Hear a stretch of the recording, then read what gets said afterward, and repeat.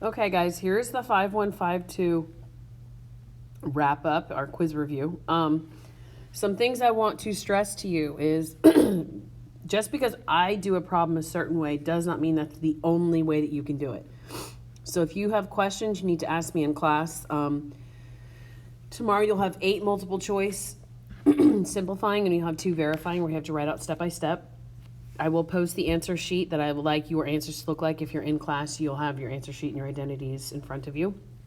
But again, it's not the only way to do things the way that I do them. So as I go through this, I always think for simplifying, I always want to try and get everything to sines and cosines because that is the most simplified of our trig functions. And then if I have anything that's 1 plus or 1 minus and it's attached to a trig function that's squared, I look at my identities.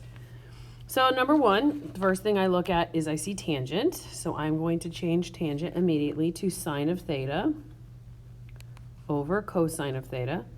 If you want to put it in parentheses, that's fine. Now tomorrow I expect to see something like this for your work. You'll have space on your answer sheet to do work. You need to show me your work.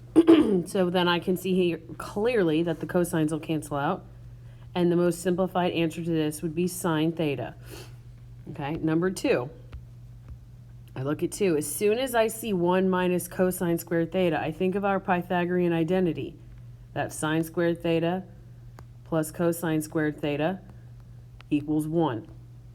If I move this cosine over, cosine squared on both sides minus cosine squared, should be theta, sorry, whatever. I can see that sine squared theta is equal to 1 minus cosine squared theta. So I'm going to replace 1 minus cosine squared theta with sine squared, and then I'm over cosine squared. Now, sines and cosines are our most simplified function, but it is a fraction. I can rewrite this as one trig function together. Sine over cosine is going to give me tangent. So I would write this as the simplified version of tangent squared theta. Number 3, again, I see cosine. So I'm going to leave cosine because that's basic.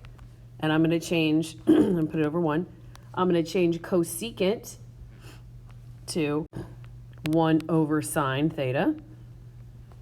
When I multiply across, I get cosine theta over sine theta. And if I look at my Pythagorean identities on my identity sheet, cosine divided by sine gives me cotangent. Cotangent theta. All right, let's look at number 4.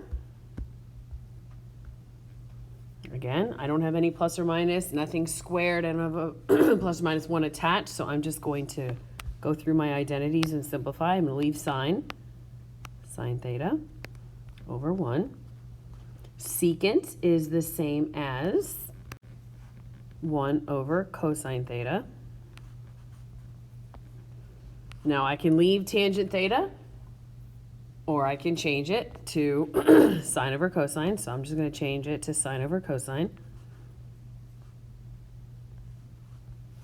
So on the top here, I have sine over cosine when I multiply. So sine theta over cosine theta divided by sine theta over cosine theta. If you guys see this now, you can keep change flip. So it would be sine cosine divided by cosine over sine. Or you can say, oh, sine over cosine is the same as tangent. So if I have tangent theta on top and tangent theta on the bottom, those simplify and become the number 1. So again, any way you look at it, doesn't matter. Number 5, I have cosecant divided by cotangent. So I'm going to change cosecant, and I'm going to rewrite that as 1 over sine theta. And then my cotangent is the same as cosine theta over sine theta. When we have a fraction divided by a fraction, we keep, change, flip. So I'm going to rewrite this as 1 over sine theta times sine theta over cosine theta. I notice that my sines can cancel out. So I'm left with 1 over cosine theta, which when I look at my identity sheet, because we don't want to leave fractions, 1 over cosine is the same as secant theta. We always want to be as simplified as possible. Looking at number 6, all right, immediately that Pythagorean identity should jump into your brain.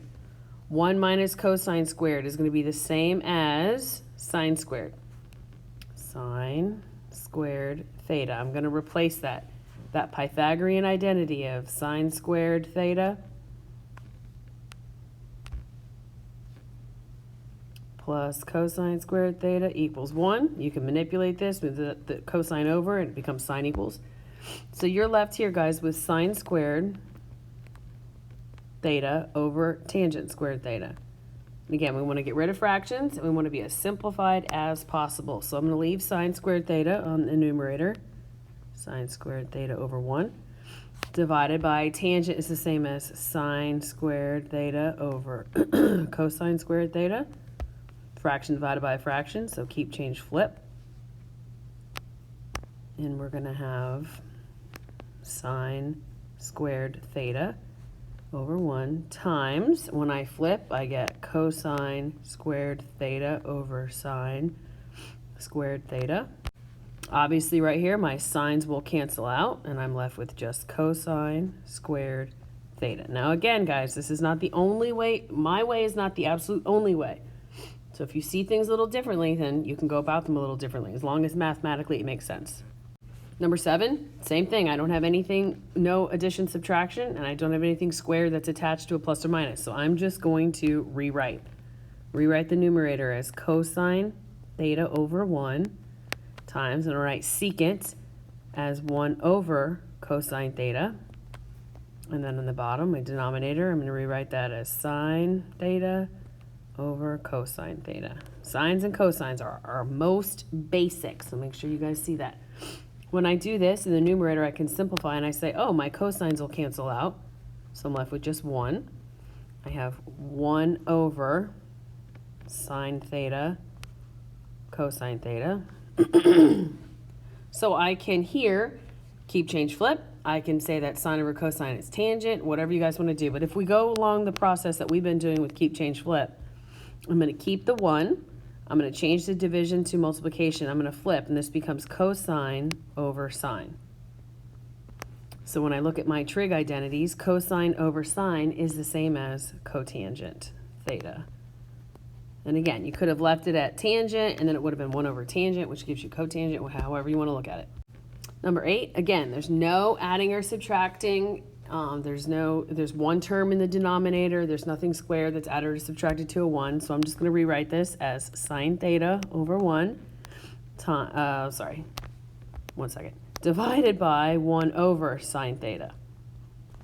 So if we keep in what we've been doing with keep, change, flip, I'm going to have sine theta over 1 times sine theta over 1. Sine times sine is going to give me sine squared theta. All right, in this problem, I did it one way on the answer sheet. I'm going to do it as a different way in terms of sines and cosines, and you guys will see it's the exact same thing. So if I go through here, it's a little longer, but I'm going to change tangent to sine of theta over cosine theta. Plus, I'm going to change cotangent to cosine theta over sine theta. And then that's all going to be over sine theta over cosine theta. So let's simplify the numerator first and then worry about the denominator. Since there's a plus sign in the middle, I cannot just cross out my sines and cosines. So what I have to do is get a common denominator. So a common denominator in the top would be cosine theta times the sine of theta. All right, and now to get a common denominator, which you multiply the bottom by, you do to the top. So this first fraction has a cosine theta. I'm going to multiply it by sine theta, so that gives me sine squared. Plus, the second fraction has the sine, it needs the cosine, so I'm going to multiply by cosine theta. That gives me cosine squared theta, and I'm still have in my denominator, I'll write it in red, sine theta over cosine theta. So when I see this, immediately what jumps into my mind is the Pythagorean identity. Sine squared plus cosine squared theta equals 1. So I have 1 over cosine theta times sine theta. And I'm dividing that by sine theta divided by cosine theta. keeping in terms of what we've been doing with keep, change, flip, I'm going to keep that first fraction. So I have 1 over cosine theta times sine theta. I'm going to change my division to multiplication, and I'm going to flip sine over cosine to cosine theta over sine theta. And when I do that, I have cosine on the bottom. That cancels out with a cosine on the top. And I'm left with 1 over sine squared theta. And if I look at my identities, 1 over sine is the same as cosecant. So it'd be cosecant squared theta.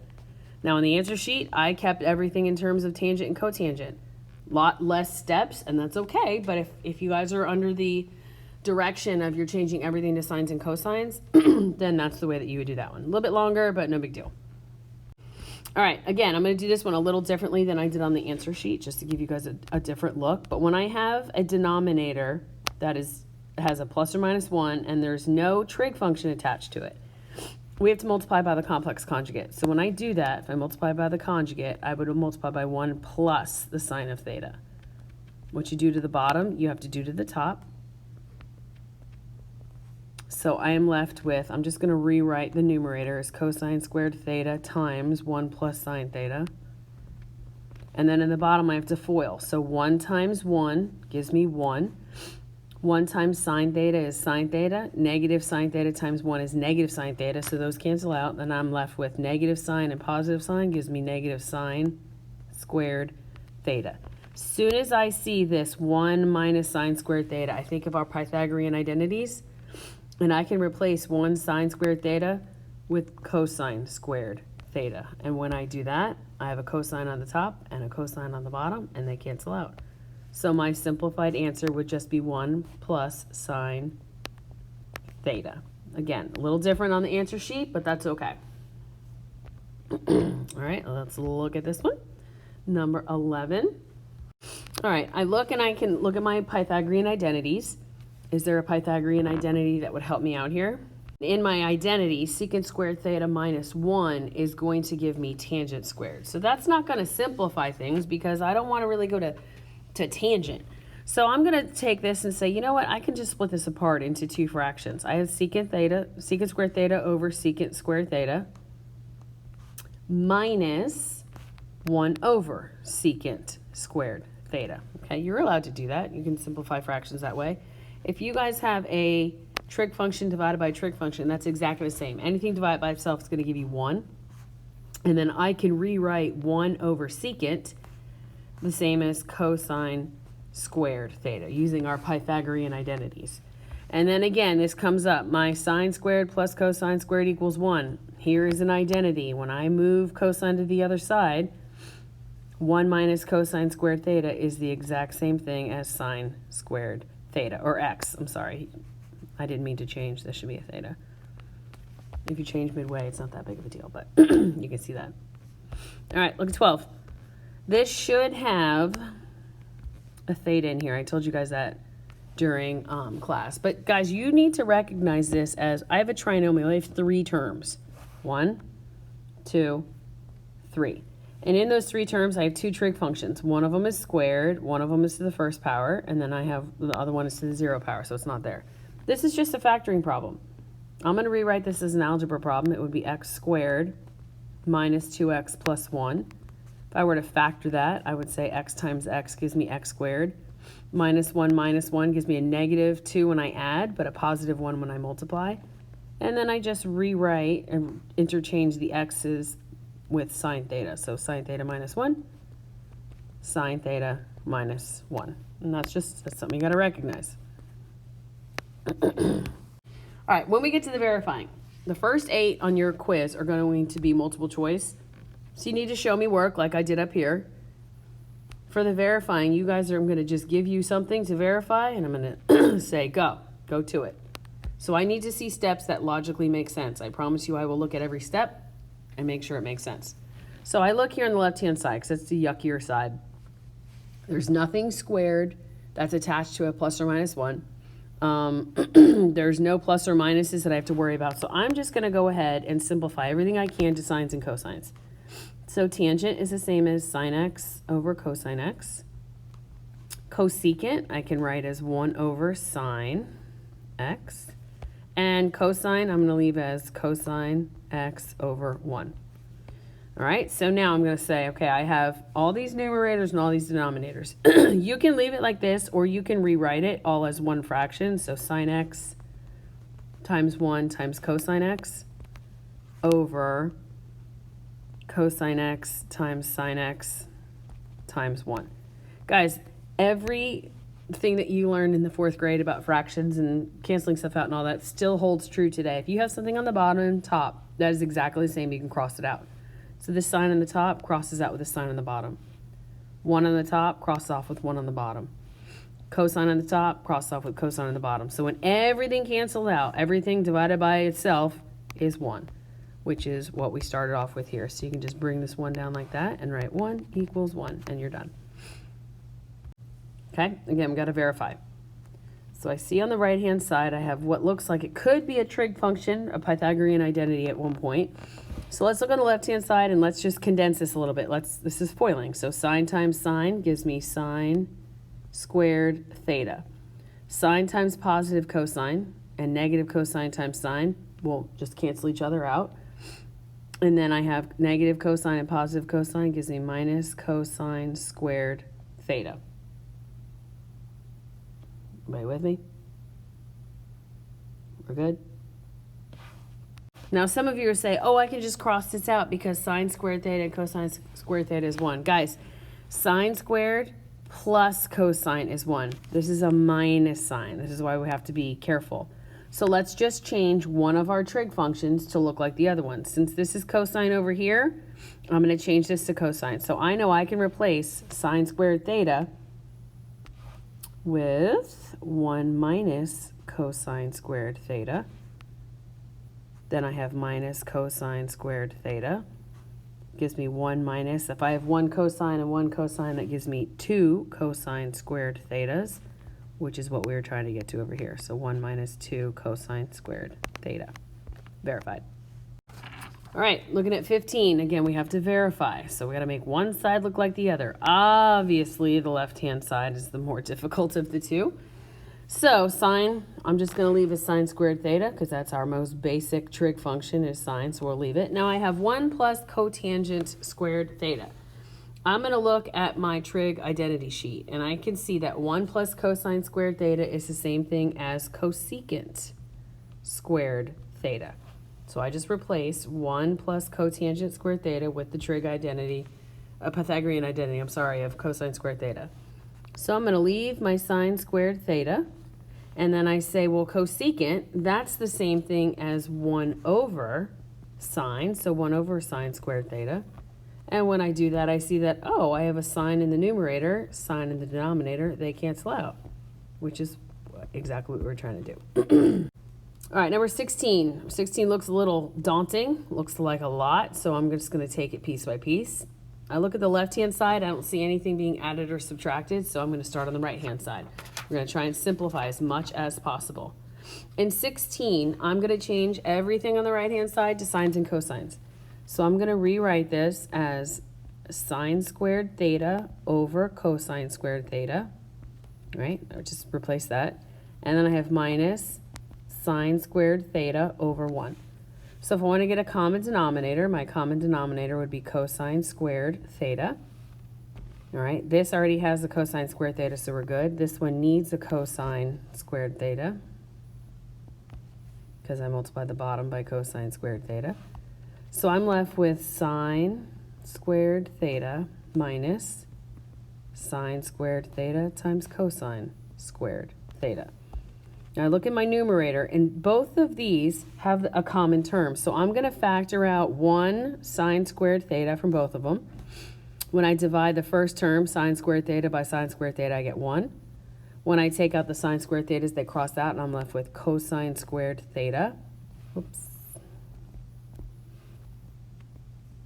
And I'm still over cosine squared theta.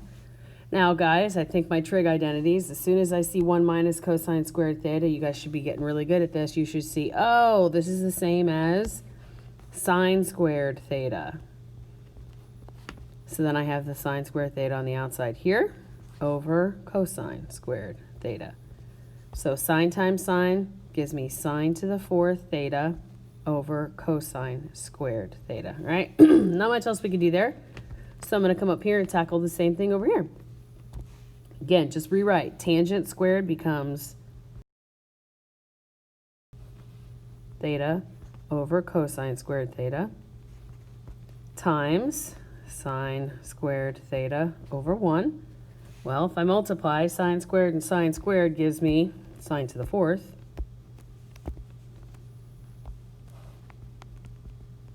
And then over cosine squared theta, which, same thing. All right, becomes 17.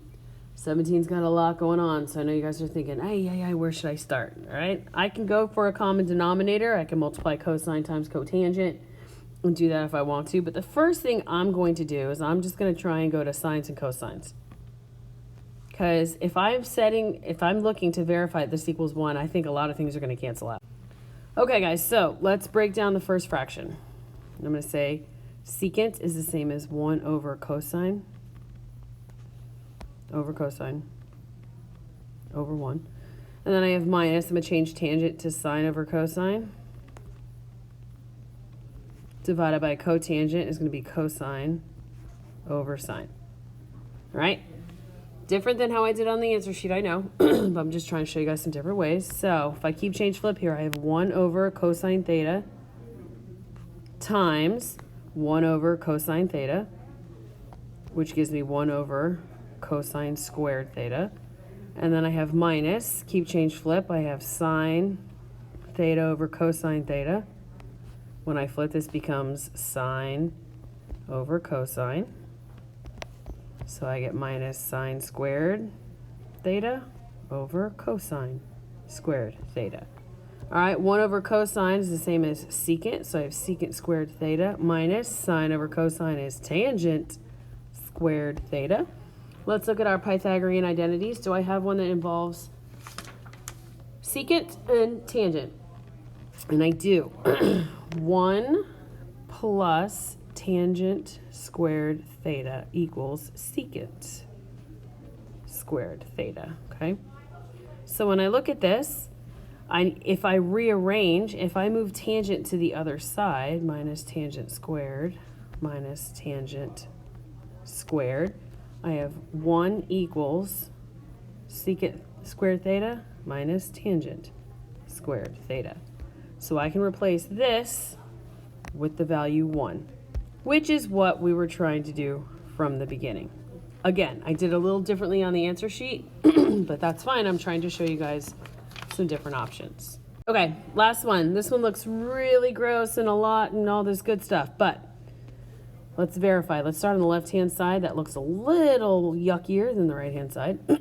So I am going to say, okay, on the left-hand side, I'm going to keep sine and cosine just like it is. So sine theta plus cosine theta. And I'm going to change tangent to sine over cosine plus cosine over sine. All right, so let's get a common denominator. We'll keep our sine just like it is.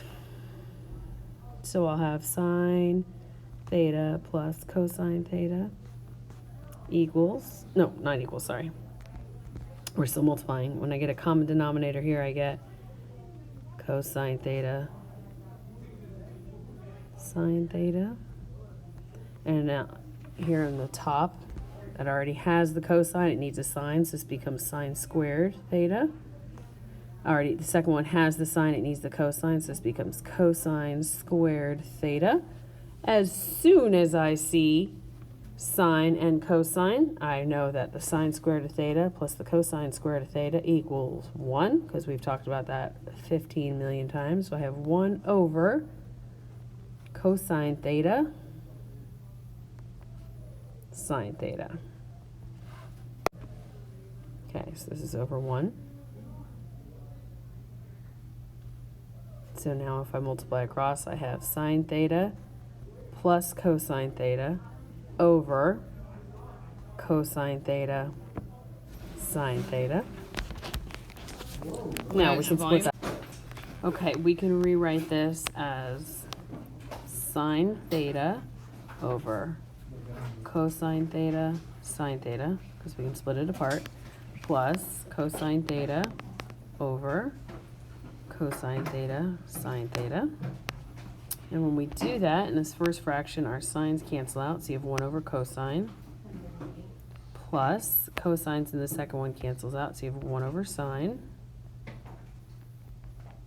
which we can rewrite 1 over cosine as secant theta, plus 1 over sine would be cosecant theta. So we're as simplified as we can on this side. So now we go back up here, and I look and I say, oh, secant theta, cosecant theta is what we started off with. So we have secant theta plus cosecant theta. And that verifies. Again, it's a little differently than I did it on the answer sheet to begin with. So you have 2 different ways to do that same problem.